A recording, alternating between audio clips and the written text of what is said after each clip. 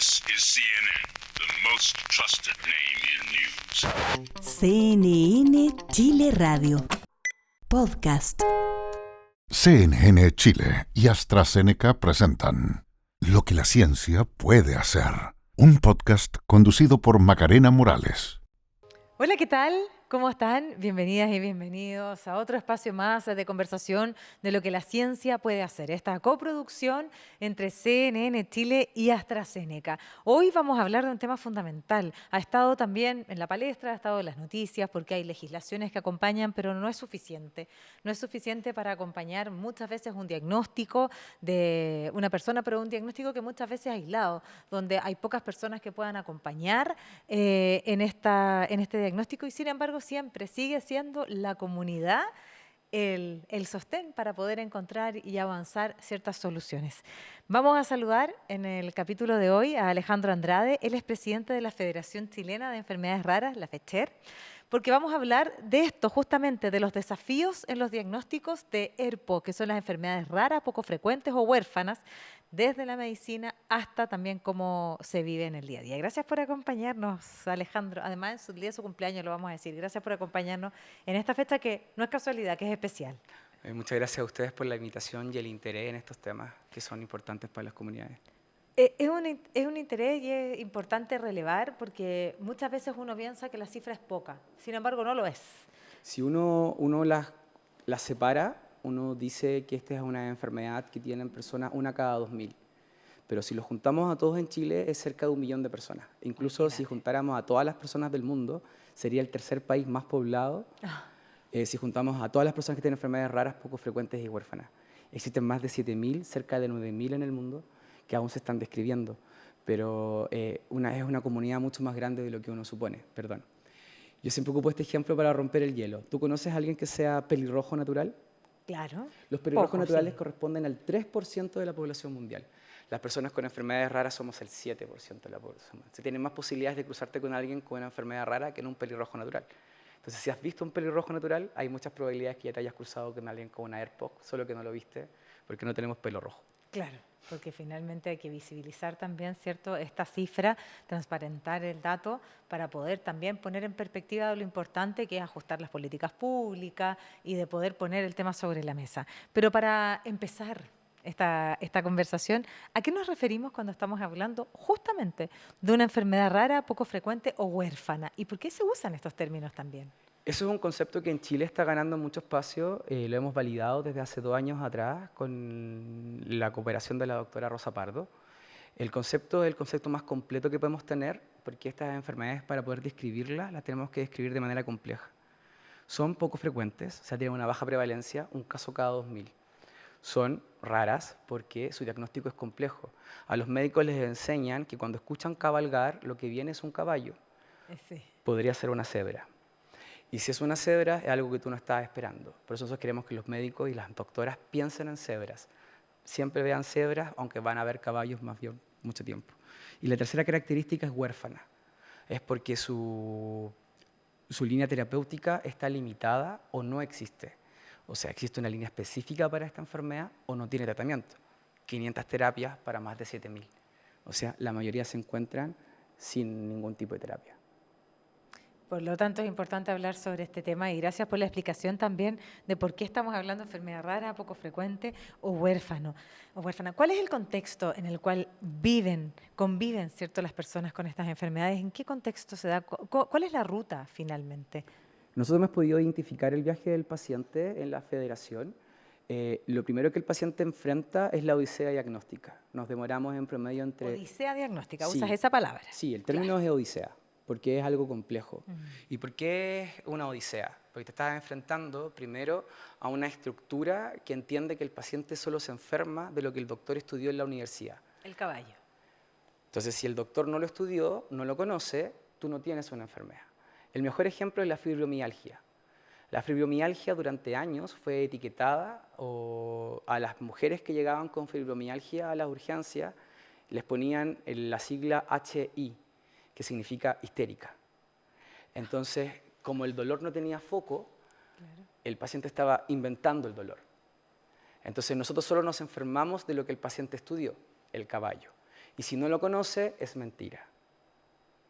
Entonces, ese desafío de odisea diagnóstica dura en promedio entre 7 y 12 años en Chile.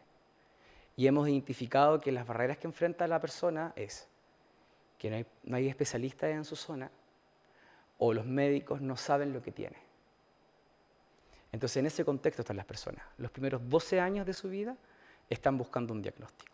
Hablas de 12 años, porque ese es el promedio en que tarda, ¿cierto?, el diagnóstico de una enfermedad rara, poco frecuente, huérfana. Sí, claro. En Chile nos estamos demorando entre 7 y 12. Ahora, ¿cómo es ese camino? Es difícil, es un camino, da como un poco de lata hablar de esto, pero es necesario. Muchas veces uno enfrenta violencia diagnóstica, que otra vez no es por maldad del clínico, No. muchas veces Es se basa en desconocimiento, ignorancia. claro. Y en ese proceso de diagnóstico te dicen habitualmente una enfermedad equivocada, que algo que tú no tienes, y te manejan por esa enfermedad y tú, pese a que estás siguiendo, tienes adhesión al tratamiento, no te mejoras. Y eso va perjudicando tu calidad de vida y va perjudicando tu forma de relacionarse con las personas. Entonces, el estar en un diagnóstico equivocado es peor que no tener un diagnóstico. Por eso, para nosotros, lo que determina el viaje del paciente no se inicia en el diagnóstico, se inicia en la sospecha diagnóstica. Por eso le llamamos odisea. Ahora, en este trabajo que tú bien explicas, que tiene que ver con esta odisea diagnóstica, habla de un promedio de 12 años en poder llegar, ¿cierto?, a un diagnóstico. Hay entre medio personal de la salud, que muchas veces nosotros aquí hablamos siempre de la esperanza y en la confianza, porque a pesar de que el mundo pareciera que vive en un mundo de desconfianza, nosotros vamos, ¿cierto?, con este antídoto, que es fundamental para poder construir los vínculos, etcétera. Por lo tanto, la vuelta que me quiero dar es para decir que muchas veces hay desconocimiento, más no falta de voluntad.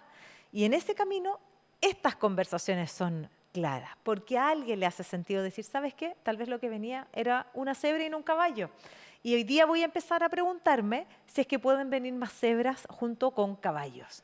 A pesar de que probablemente sean más caballos que cebras, pero para no equivocarme cuando venga una cebra. Y en ese sentido, ¿cómo es ese trabajo de también poder acompañar, educar desde personal de la salud hasta cómo las personas de a pie enfrentamos y nos vinculamos? Ese es el desafío de política pública que tenemos.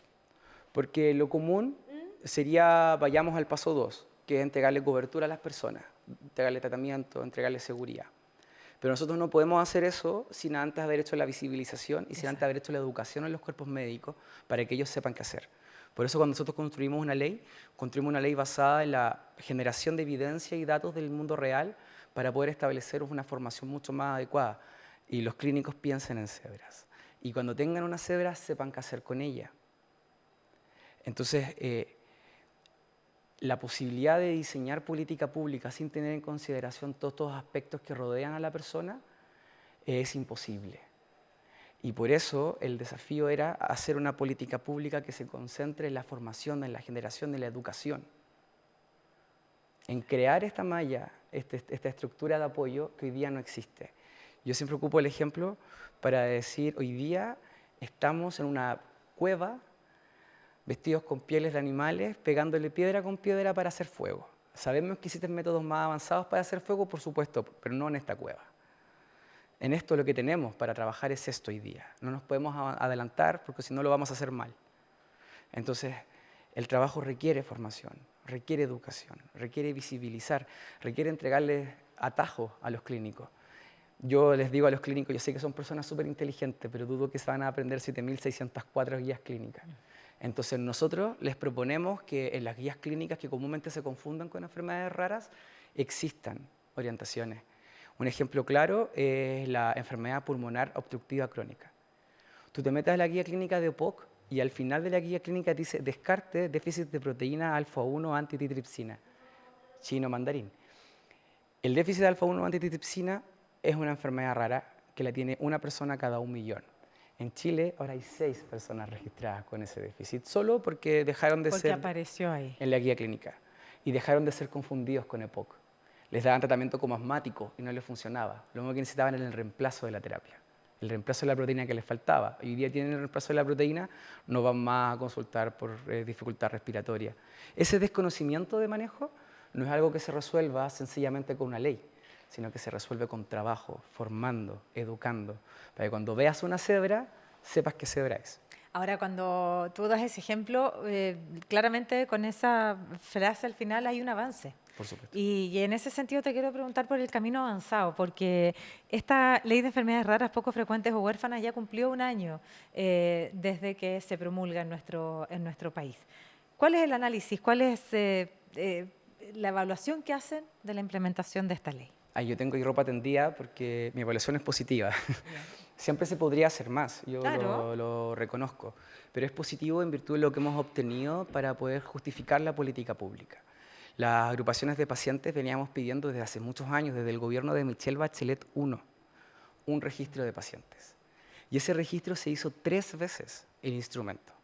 Se perdió de Michelle Bachelet I a Sebastián Piñera I. ¿Porque era manual? Era un programa Documento, y claro. llegaba a ser ridículo, porque nosotros les preguntábamos a los ministros, pero el registro se hizo el año pasado.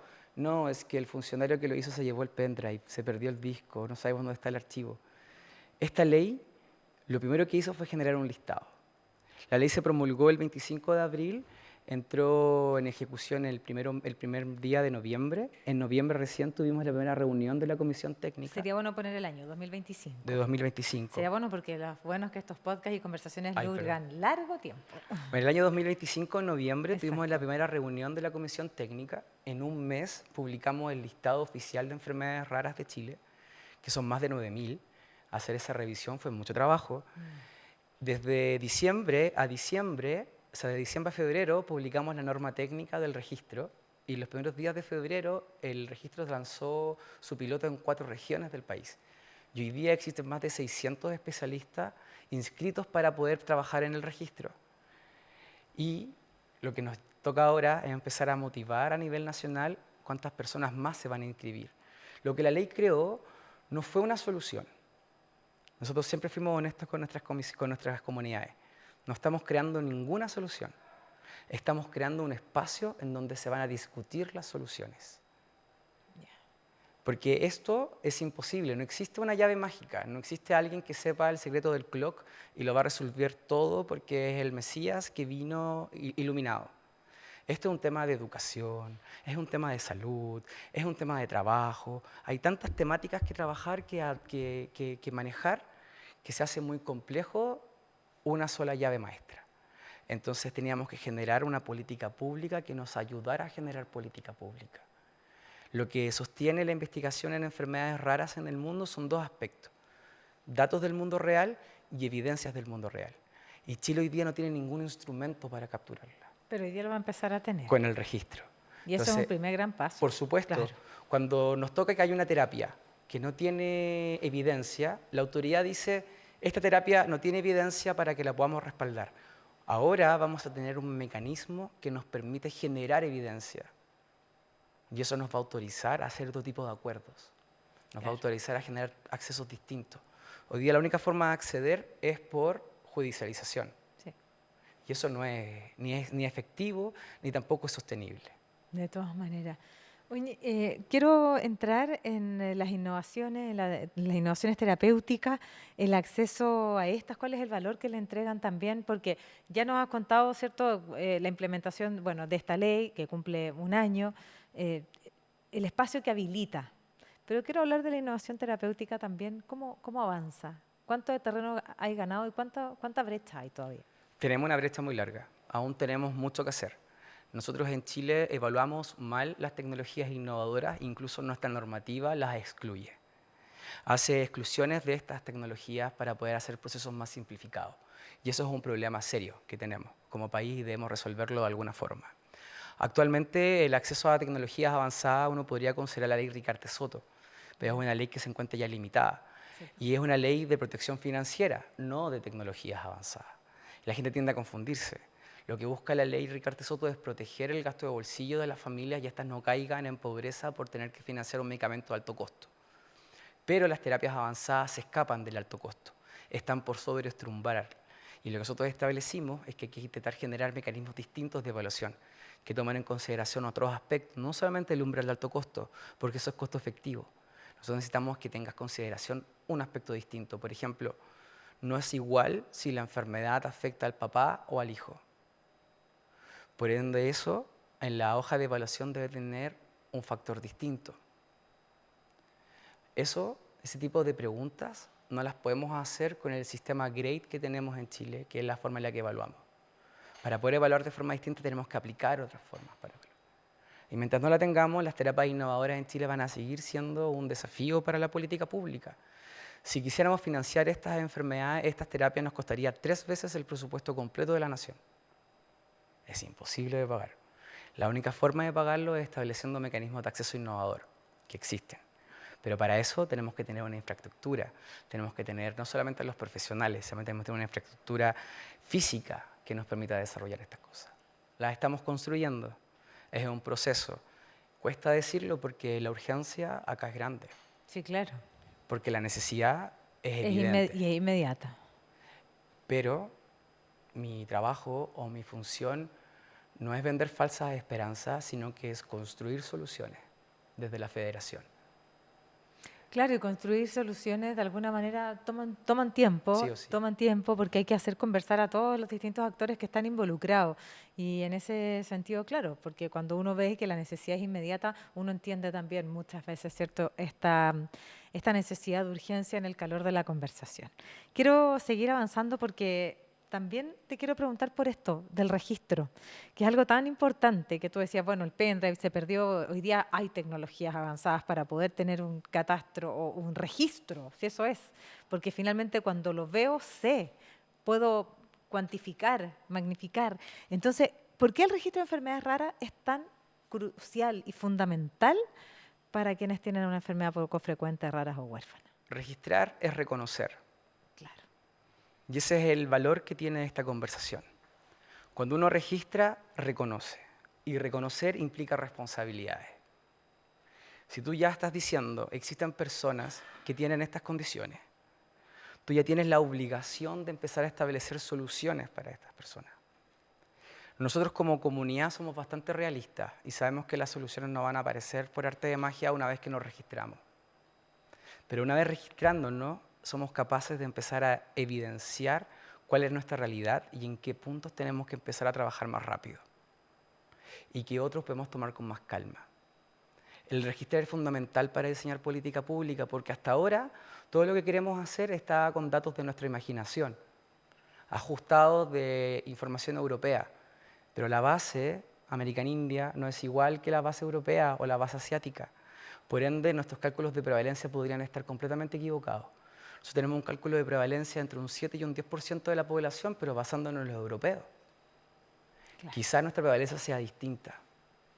Y como en Latinoamérica no tenemos datos, porque esto no es una condición solo de Chile, Colombia es la que está más avanzada en registro, pero aún así su registro tiene dificultades.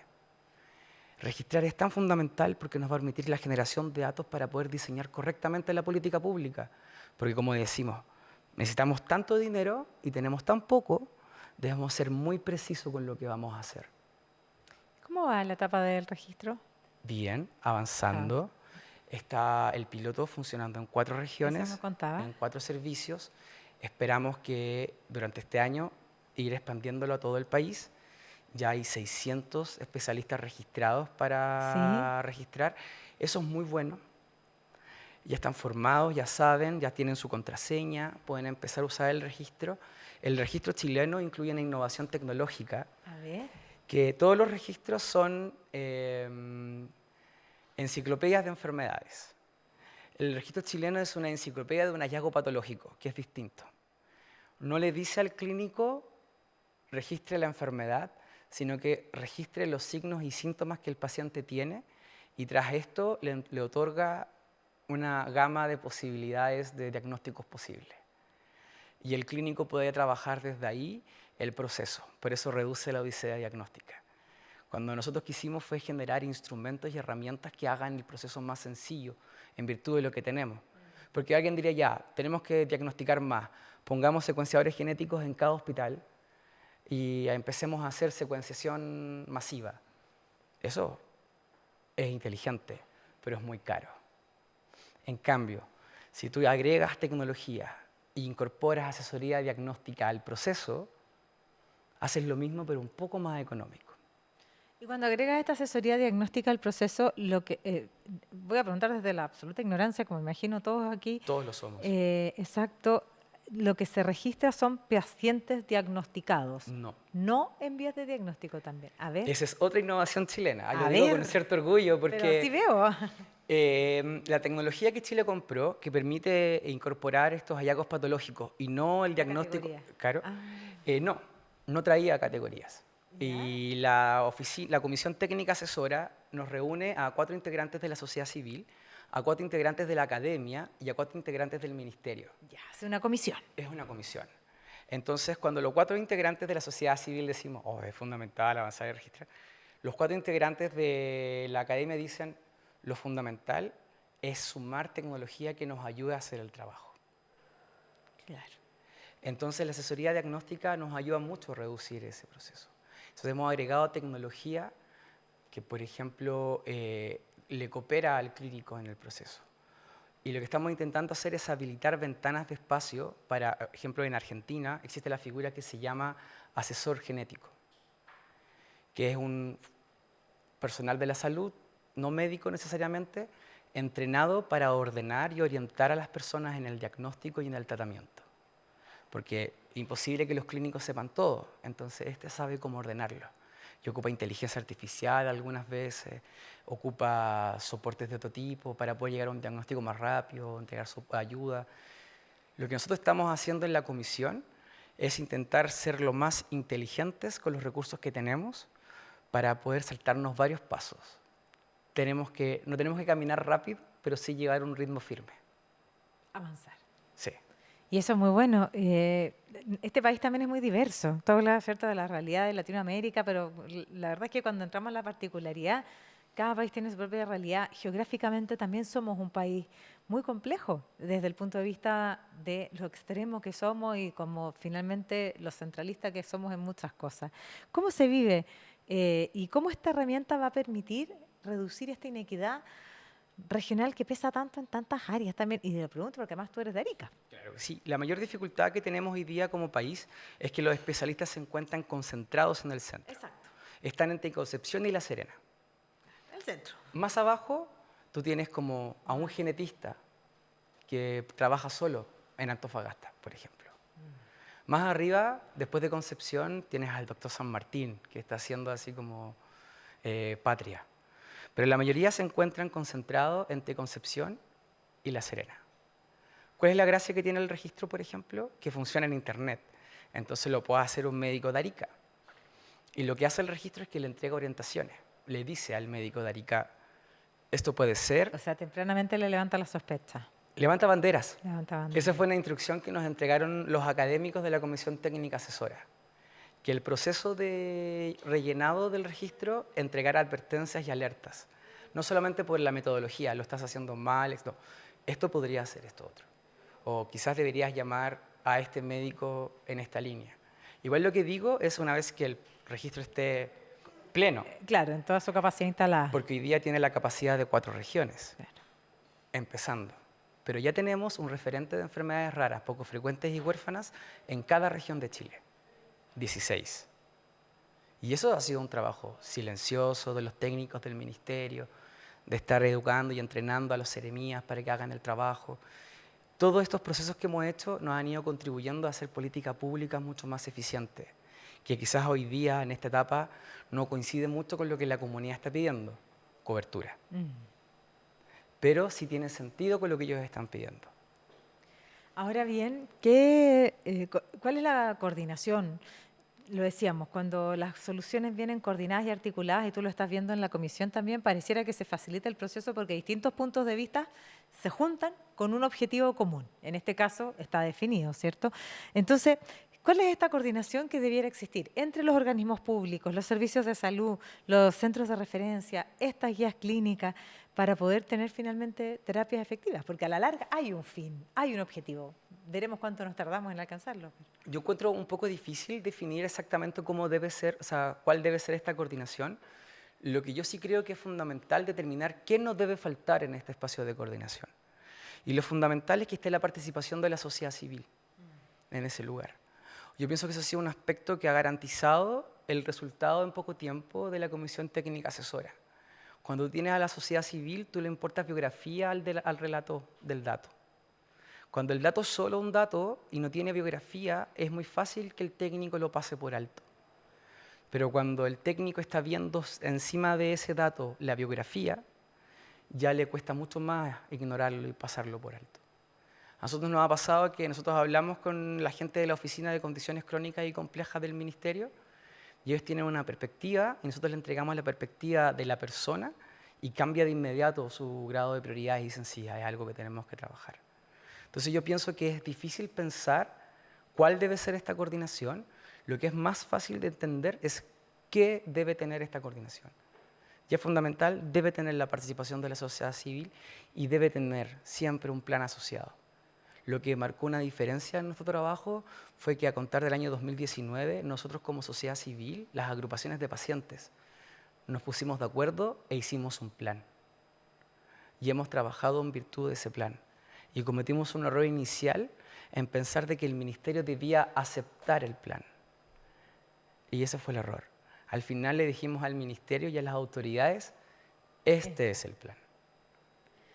Ahora bien, hay avance, sabemos que el camino es largo, ¿cierto? Y tú nos has venido a contar un poco también, ¿cierto? Sacar los velos, contar esto de, ojo, que también puede venir una cebra junto con un caballo, y esa analogía no se me va a olvidar. Y respecto a lo mismo, ¿cómo proyectas lo que viene? ¿Cómo quieren seguir avanzando? Tenemos que trabajar el tema de cobertura, es algo urgente y real para nuestras comunidades. Debemos seguir ordenados, trabajando el plan, pero sí nos convoca el poder darles soluciones a algunos problemas. Lo planteamos cuando Camila caminó junto con Marcos desde Chiloé a La Moneda y le entregaron al presidente Boric la propuesta para el Consejo de Acceso Oportuno. Fue una propuesta que desarrollamos con economistas de la salud de alto nivel, de nivel mundial, que son chilenos, como el doctor Manuel Espinosa. Actualmente está trabajando en Hong Kong, en la universidad, enseñando economía de la salud. Tenemos muchas cosas que hacer, pero es fundamental poder avanzar en estos espacios de solución. Y el Consejo para el Acceso Oportuno era eso, era un espacio de solución para un problema que las comunidades adolecen. No podemos ir dándole respuesta judicial a estos temas que son científicos y que requieren tener un grado de soporte distinto. Yo pienso que en eso nos toca seguir trabajando y seguir contando con el compromiso de la participación de la sociedad civil en los espacios de toma de decisión. Es fundamental. ¿Cuál es tu mensaje para quienes tienen una enfermedad poco frecuente? No tengan presión, no es necesario que sean personas perfectas. Somos personas, tenemos una enfermedad, eso no nos hace ángeles ni nos obliga a hacerlo. No tengamos desesperación y enfrentemos los desafíos con los cuerpos clínicos siendo empáticos, entendiendo que por primera vez, en este caso, nosotros sabemos más que ellos de lo que están viendo y nos toca ser solidarios también. No siempre debemos estar esperando o suponiendo que hay una respuesta a cada problema, si incluso nosotros mismos sabemos que no es así. Entonces, mi recomendación es tener calma y tiza, que estamos trabajando. Alejandro Andrade, presidente de la Federación Chilena de Enfermedades Raras, muchísimas gracias por el mensaje y por la conversación. Tenga muy buen día.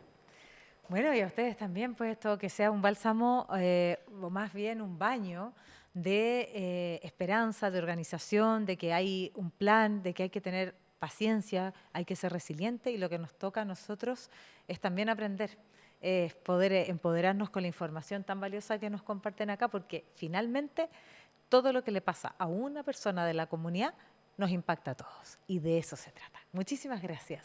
Nos vamos a encontrar en otra próxima conversación de lo que la ciencia puede hacer, esta coproducción entre CNN Chile y AstraZeneca. Será hasta la próxima. This is CNN, the most trusted name in news.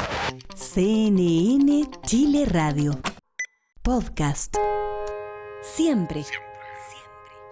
Siempre.